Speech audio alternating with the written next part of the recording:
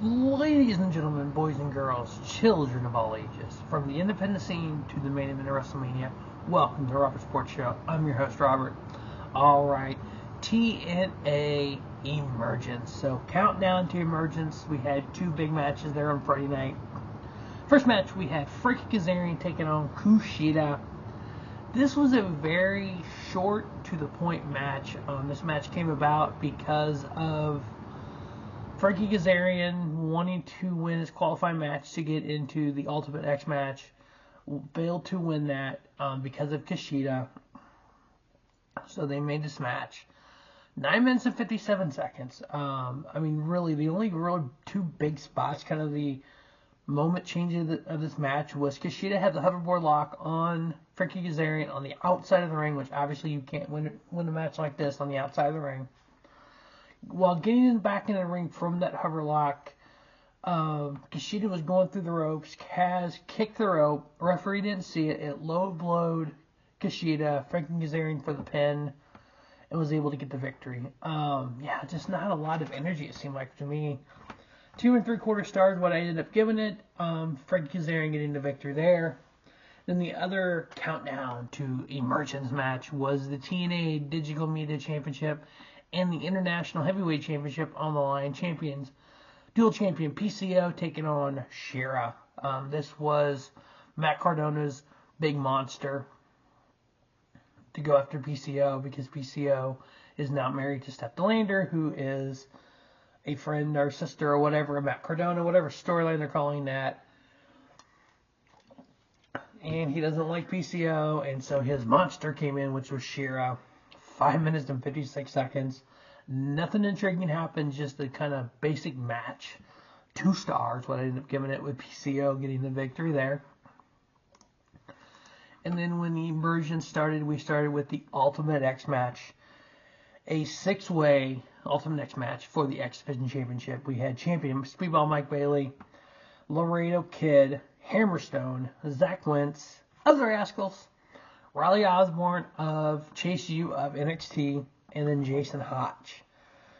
Weird dynamic here. We had Wentz and Laredo Kid and Osborne all kick Hammerstone. And then they all, after knocking Hammerstone out of the ring, they all did dives to the outside. Wentz and Speedball climbed the truss to climb the rope for the Ultimate X. Wentz, when it tried to knock Bailey off, was able to knock Bailey off, but not before Bailey kind of leaned back and did a freaking backflip off of it and landed on everyone else below. And it was a really cool move. The only thing I hate about moves like this is when they pan the camera back and you see Bailey up there hanging off of it with his legs.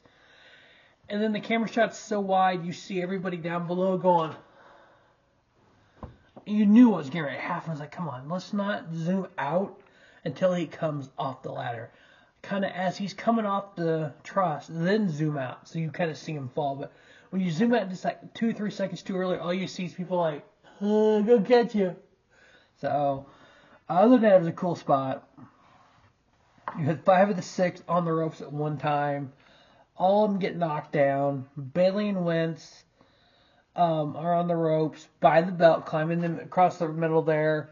They're battling. Wentz knocks Bailey off, is able to grab the title and jump down as your new X Division champion. Zachary wins. We know he had a match on NXT Heatwave as well. Not Heatwave, No Mercy, my bad. So he had 2 matches in 3 days there. So he had a match against Trey McGett, against Wesley. So we'll cover that when we talk about NXT, but Zachary Wentz, your new TNA X Division champion. Obviously, we should hopefully get a one-on-one match, him and Mike Bailey, coming up in the near future. I think in this Ultimate X match, a 3.5 star. It lasted 10 minutes. It was pretty short. So it was short, sweet, to the point. So obviously, if it had been a little bit longer, it would have been a little bit higher star. But next up, we had a brawl between Steve Maclin and Eric Young. Just these two brawling and fighting. Maclin did a dive to the outside. EY just moved. That was literally one of the biggest moves. Otherwise, it's just 2 guys brawling. 9 minutes, 54 seconds. The fact that this match lasted 30 seconds less than the Ultimate X match. It's just crazy to me. I ended up giving the match itself 2 3/4 star with Steve Maclin getting the victory. Next up, we had a 6-woman tag team match. 6-way women's tag team match. Jordynne Grace teaming up with the former tag team champions Spitfire, Dana Luna, and Jody Threat. Oh wait, are they former champions or current champions? I can't remember.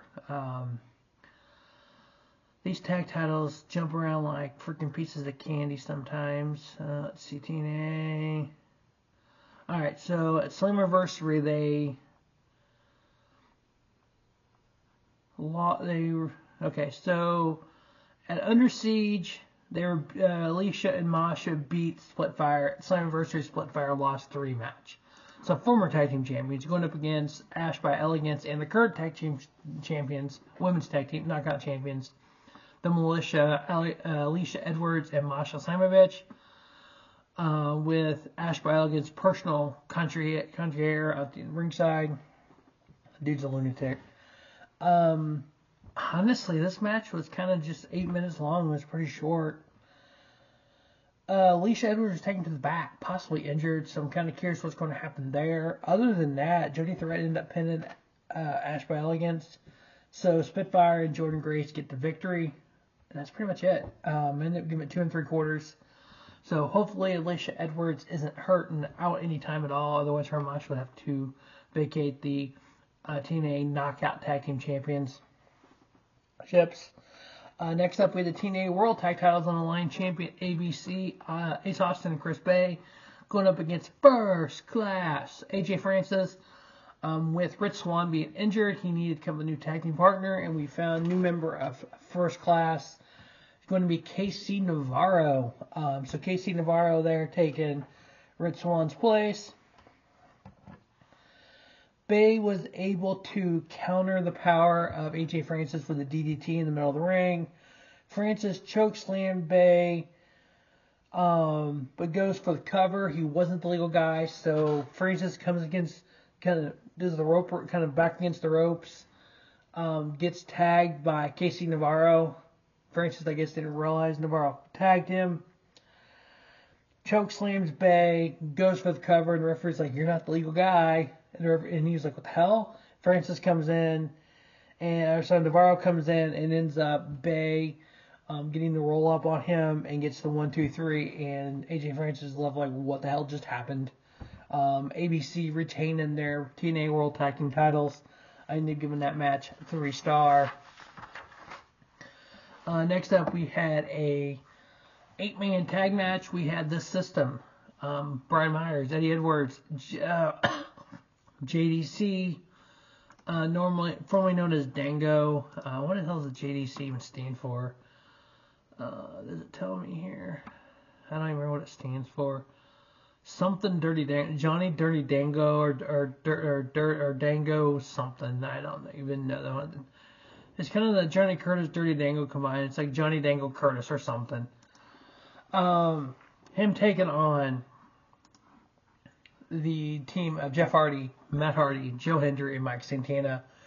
One cool part about this match was Mike Santana comes out to his own music, and then Joe Hendry did a mashup of the Hardys and his own, and it was just freaking hilarious. You need to go find it because it was like an infusion for their opening.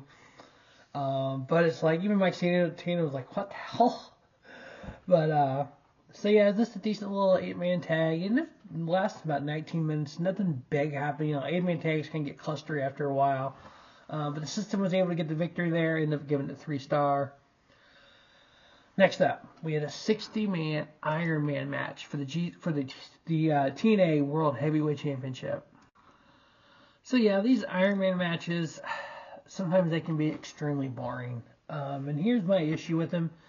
When we have a match that goes 60 minutes, and we know it's going to go 60 minutes, you kind of look at it like in multiple stages. Where that first stage, you kind of have a lot of just mat wrestling, submission holds. They're not kind of working that hard, just kind of basically just run some time out. Then you get that kind of spot in the middle where you have a bunch of pins. So like the first pinfall in this match was at 11:02, You had Nick Nemeth get the roll-up pin.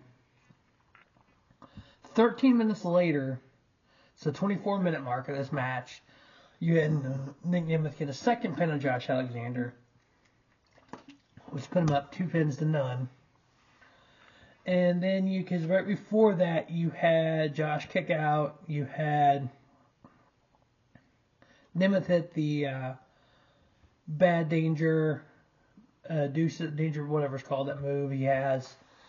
And then you get the pinfall. Then you had Nemeth kind of headbutt him, knocks his headgear off. Alexander goes for the ankle lock. You had Nemeth you had that little run there for another 20 minutes until the next pin. So you go from 11 minutes for the first pin, 24 minutes on the second. The third pin happens at 44 minutes and 10 seconds. Alexander gets the first fall after taking a metal bracket off his knee brace, hitting Nemeth upside the head and hitting the C4 spike. And then you had immediately Alexander like 43 seconds later, hit another C4 spike to get a second fall. So in 45 minutes, we've had now 4 falls. It's tied at 2. So you just kind of spaced them out. So it's like you had that little kind of the last 20 minutes or so. You had that kind of offensive run for both guys. What was weird about this is Nemeth got his third and final fall at 59:56. He did it with a C4 spike. He did it. Nick Nemeth hit Josh Alexander's move with like 10 seconds left to get the final fall with the C4 spike. Typically, when a wrestler hits another wrestler's move, they don't get a pinfall over it. They do get a pinfall on it, like a multiple fall match like this. The other guy gets the fall, but they didn't do that. It was like, boom, C4 spike, it's like, what? So that was kind of interesting. My guess is we're going to have some no holds barred, or we're going to have some kind of match, with weapons or something going on with Nemeth and Josh Alexander going forward. And kind of continue the storyline with those two. But still, after 60 minutes, your TNA World Heavyweight Champion, 60-man Iron Man match, Nick Nemeth.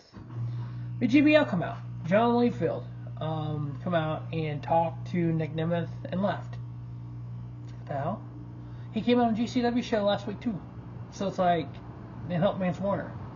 So I don't know what JBL is doing. If he's going to show up at every company and talk to the champion, I don't understand it. I ended up giving the match 4.5 stars. As Iron Man matches go, it was kind of blah. As match goes, 4.5 is good for that match.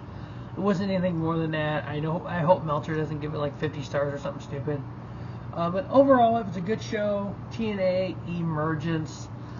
Stay tuned to our sports show for Bash in Berlin, and NXT No Mercy, and GCW Live Fast and Die Young. Both of those other reviews coming soon to our sports show, along with NFL Week 1, CFL Week 14, NCAA College Football Week 2, and NASCAR. So a lot coming up. So as always, thanks for watching our sports show, from the independent scene to the main event of WrestleMania. Don't just have a great night, have a spiffy night. Our sports show, your YouTube leader in sports channel content.